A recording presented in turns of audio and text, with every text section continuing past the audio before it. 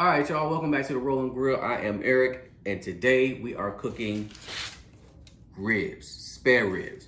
Matter of fact, we're gonna do a little comparison to restaurant ribs or the ones you cook at home. Which one is better? I'm a little biased. I tend to think the ones you cook at home are better. But anyway, y'all stay tuned. It's going down right here on the Rolling Grill. Yeah, boy.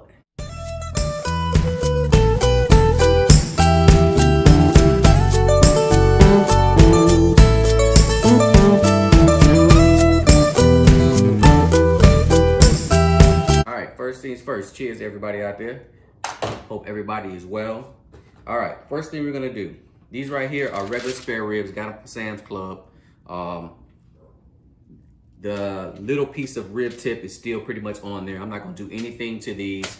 I didn't take any fat off of them. They look pretty good. They already cleaned up.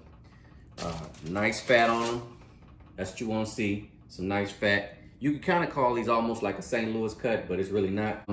I had already started to season them. I didn't know the video wasn't shooting, so you may see a little season on them. But I got these from Sam's Club. They're not St. Louis cut, but they're not really big ribs. But anyway, let's go ahead and get started. First things first is I want to go ahead and hit it with a little Worcestershire sauce. Now you can use mustard. You can use anything you want.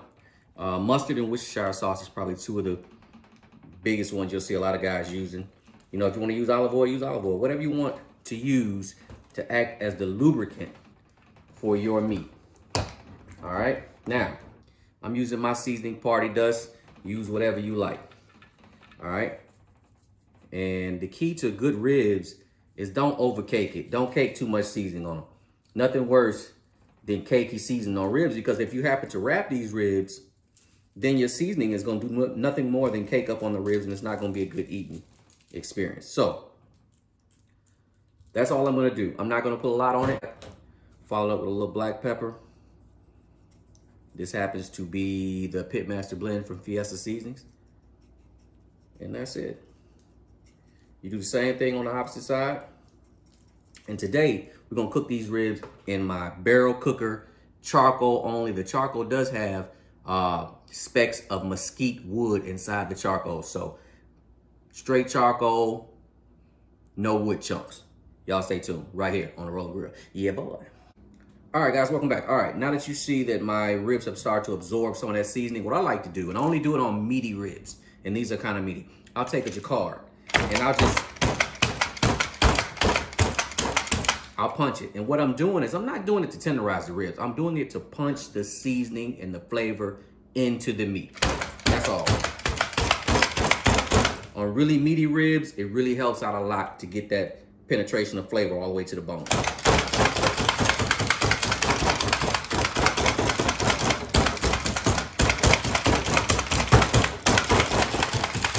All right, totally optional. And also for you heavy-handed guys that like to put a lot of salt on your ribs, if you think you've over-salted them, I'm gonna give you a trick.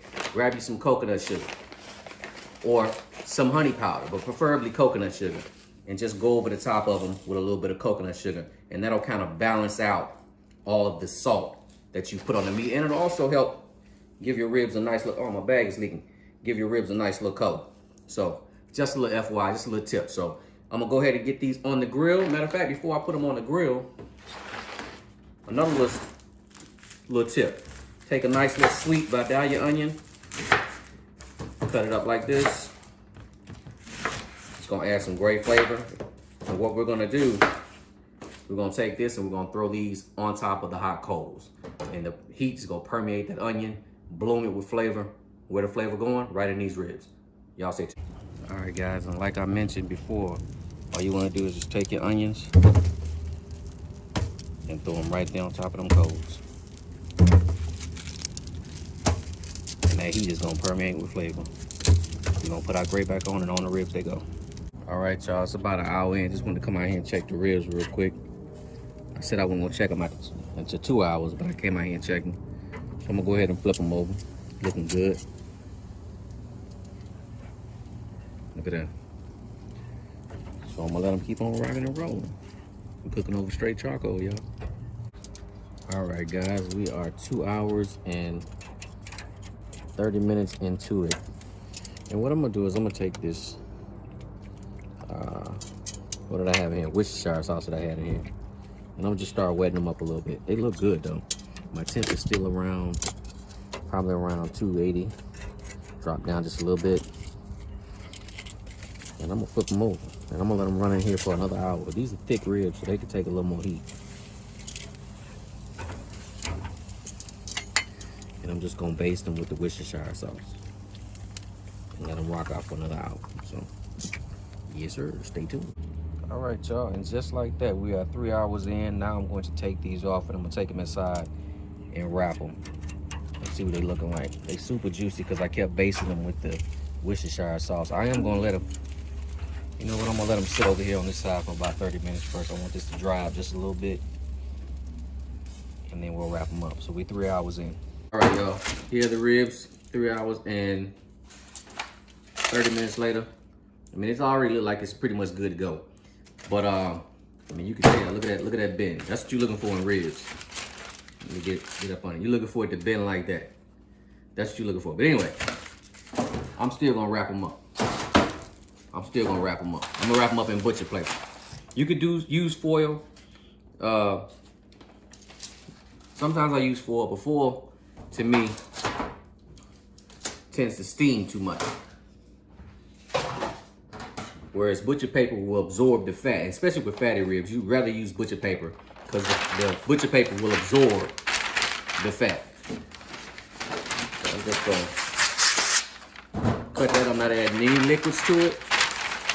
That's all I'm doing right here. That's all I'm doing right here. And this is meat side up. So what's gonna happen is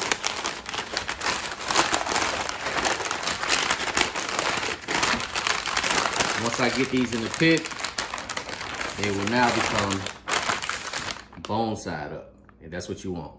And I'm gonna put them back in the pit and we're gonna let them rock and roll for another hour and I'm gonna check them in another hour and see what they look like.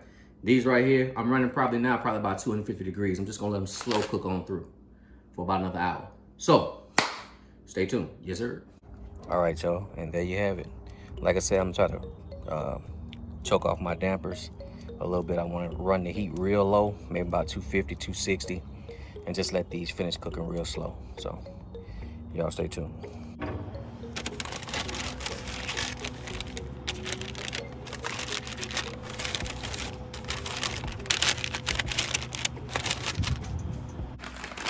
All right, guys, and 4 hours and 14 minutes later, we are ready to go.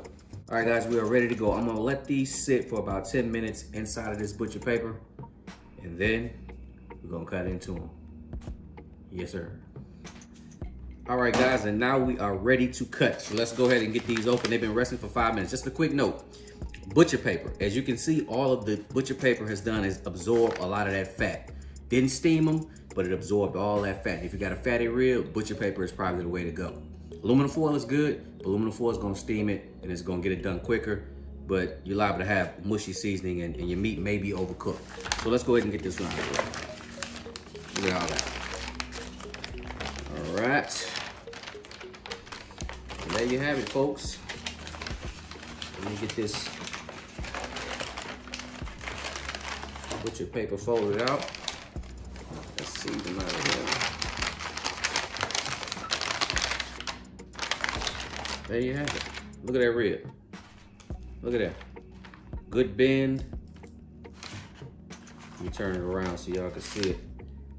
Good bend. The bones are nice and exposed. You got some pullback.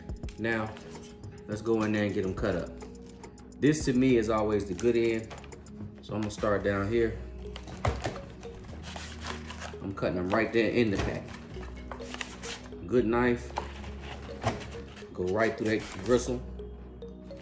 All right. Where we at? All right, let's take a look and see what we got. Beautiful rib, nice smoke ring. Same deal on that. Beautiful rib, nice smoke ring. Super juicy. I mean, look at that. Super juicy. That's a good rib. Even on the end pieces that can tend to be a little dry. Beautiful smoke ring, super juicy. So, let me go ahead and get the rest of these cut up. Matter of fact, yeah, I'm gonna cut the rest of these up and then I'll taste. Stay tuned.